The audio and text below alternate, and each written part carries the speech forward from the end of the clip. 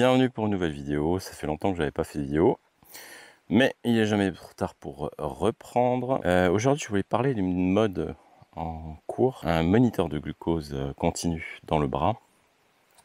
Ce que j'ai fait il y a quelques mois, mais qui devient de plus en plus populaire, notamment à cause d'une méthode et quelqu'un qui est de plus en plus populaire, qui s'appelle The Glucose Goddess, mais qui est en fait une française, Madame Inchopé. Inchopé, je ne sais pas si je prononce correctement, en tout cas c'est français, c'est un nom de famille du Pays Basque, mais c'est quelqu'un qui a fait la majorité de sa carrière aux États-Unis et qui était biochimiste. Et donc elle base toutes ses théories pour la perte de poids et l'amaigrissement sur le glucose et plutôt plus précisément la glycémie qu'elle a étudiée de fond en comble.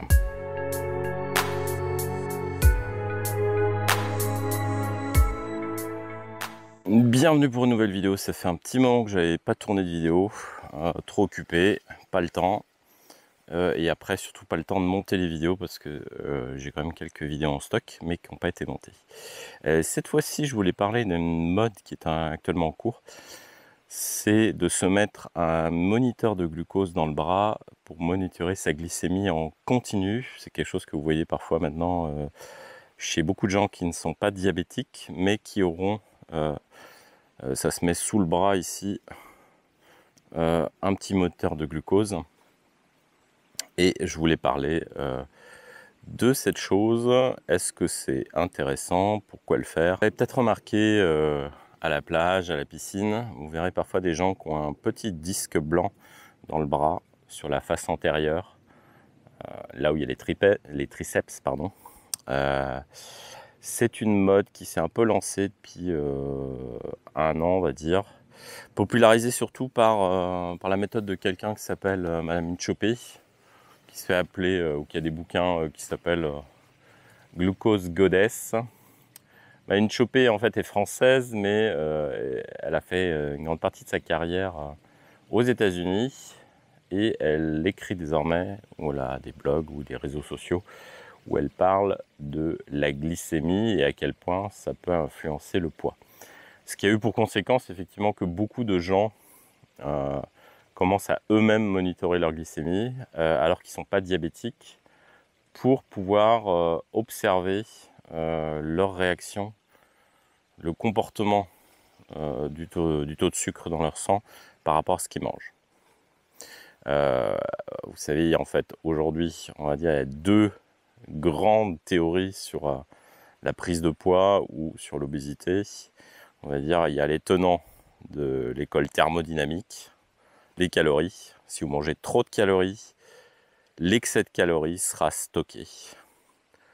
L'autre modèle de l'obésité, c'est un modèle hormonal, et en fait, pas forcément en contradiction avec les calories, mais que c'est un dérèglement hormonal qui va conduire à la prise de poids, puisque le corps n'est plus capable de réguler stockage, déstockage, par rapport à des hormones qui fonctionnent plus très bien. C'est ça ce qui nous rapproche maintenant de nouveau de la glycémie, puisque le taux de sucre dans le sang est régulé par une hormone qui s'appelle l'insuline et produite par votre pancréas. Et c'est là que ça devient intéressant de mesurer la glycémie, le taux de sucre dans le sang. C'est une méthode indirecte pour vérifier que l'insuline fonctionne bien dans votre corps. Et Madame Inchopé, donc tous ces bouquins sont basés là-dessus, elle donne des astuces pour faire baisser sa glycémie et éviter des pics brutaux dans votre glycémie. C'est normal que votre glycémie varie, puisque c'est quelque chose de dynamique, mais il faut savoir que si l'insuline ou la production d'insuline est très très haute, en fait à ce moment-là il est impossible de déstocker quelque chose, ou de déstocker, on déstocke beaucoup moins, puisque c'est une hormone qui prend le dessus sur d'autres hormones, par exemple le glucagon qui donne l'ordre par exemple aux adipocytes, les cellules qui stockent le gras, de déstocker des lipides pour l'énergie. Alors, je vais peut-être m'éloigner un peu du ruisseau, je ne sais pas si vous entendez, mais c'est un peu la jungle ici. Je vais redescendre un peu. Alors, mon lieu de tournage aujourd'hui, je suis en Forêt-Noire, dans une petite vallée perdue, qui est la vallée de Sulzbourg. La météo a fait que tout est luxuriant ici, que tout pousse comme de la mauvaise herbe. Et ce que vous avez ici, c'est particulièrement de la mauvaise herbe, même si c'est plutôt joli. Qui n'est pas endémique, mais qui a colonisé la région et qui est très difficile à faire disparaître. Et qu'une fois qu'elle colonise un pan de vallée, comme ici, elle va totalement tout effacer. C'est-à-dire que les autres plantes sont complètement prises. La place est prise, elle détruit tout. Je reviens à mon sujet, mais pour donner aussi un peu la prise de son. Voilà, effectivement, moi j'ai toujours été plus un pendant de la théorie hormonale de la prise de poids, même si les calories jouent un rôle, mais je pense qu'il est plus important de se concentrer dans un premier temps sur vos hormones et de vérifier que tout fonctionne bien. C'est ce que je voulais faire il y a quelques mois, pas parce que j'avais lu le bouquin ou les ouvrages de Madame Chopé, parce qu'effectivement j'avais beaucoup de mal à perdre du poids et je soupçonnais qu'effectivement qu'il y a quelque chose qui valait pas, et par exemple que j'avais une certaine résistance à l'insuline. C'est-à-dire que à un moment, quand votre corps, pour réguler le sucre dans le sang, va être obligé d'injecter trop d'insuline, et ben le message par rapport aux cellules, puisque toutes vos cellules quasiment ont des récepteurs à l'insuline pour comprendre les ordres qui sont donnés, et ben ces cellules saturées par un excès d'insuline finissent par devenir résistantes à l'information. C'est ce qu'on appelle la résistance à l'insuline. Donc ce qu'il va falloir faire pour le corps, il va falloir qu'il compense. Comme le message passe pas bien, il augmente le dosage toujours plus haut de l'insuline. Ce qui fait aussi que pour obtenir le même résultat, vous devez doser beaucoup plus d'insuline. Et du coup, la redescente, c'est-à-dire à un moment, il faut débâtir cette insuline aussi, qu'elle redescende dans votre sang, et ben ça va prendre plus de temps. Avec conséquence que vous ne pouvez pas repasser rapidement dans un mode de déstockage du gras. C'est comme vous étiez bloqué en mode stockage, si vous voulez. Et alors, je me suis moi-même mis ce genre de capteur dans le bras pendant 15 jours, puisque c'est un peu la durée de vie de ces capteurs. En tout cas, celui que j'ai utilisé d'un des fabricants, on ne va pas faire de publicité. C'est aussi l'obsolescence programmée. Je pense que ce capteur peut vivre plus longtemps que 2 semaines, mais évidemment, ça reste du business. Et si, puisqu'à la base, c'est prévu pour des personnes diabétiques, ça veut dire que toutes les 2 semaines, vous devez remplacer le capteur, qui pourrait très bien, pour moi, tenir 1 mois. Mais ça, je ne suis pas un spécialiste, c'est pas moi qui l'ai fabriqué, mais je pense que c'est à dessein que cette chose se perd. Alors, 2 choses.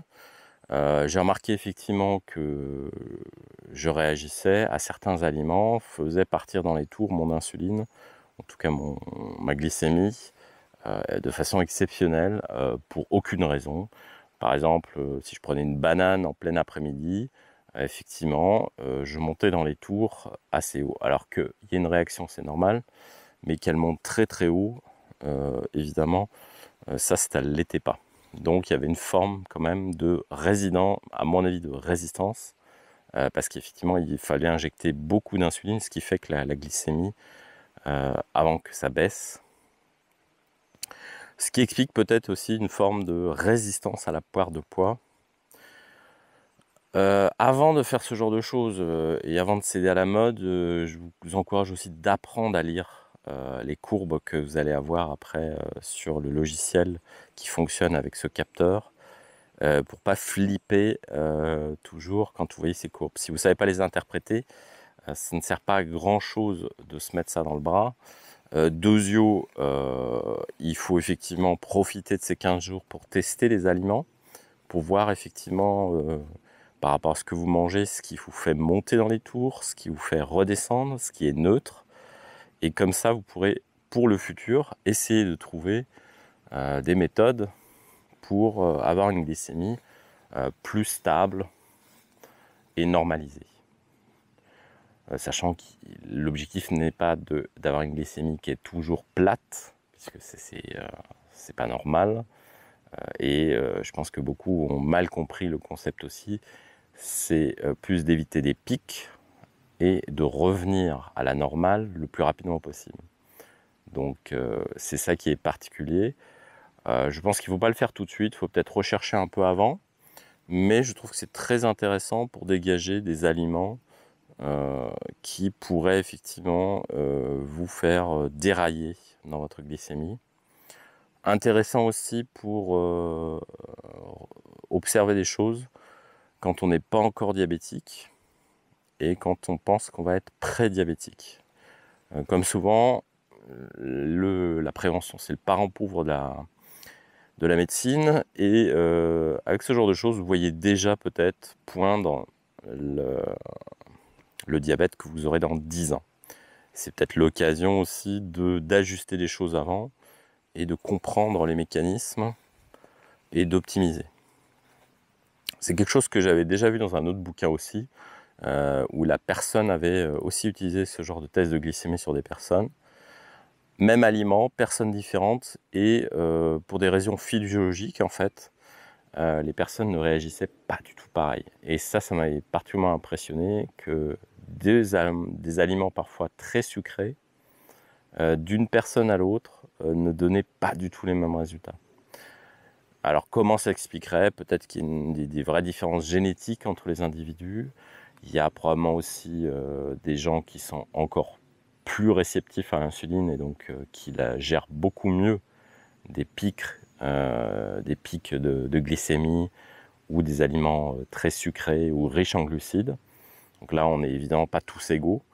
Mais si vous faites partie des individus qui effectivement, pour un oui ou pour un non, vont avoir leur glycémie qui monte dans les tours. Je ne parle pas là de personnes diabétiques ou de gens qui ont un réel problème médical.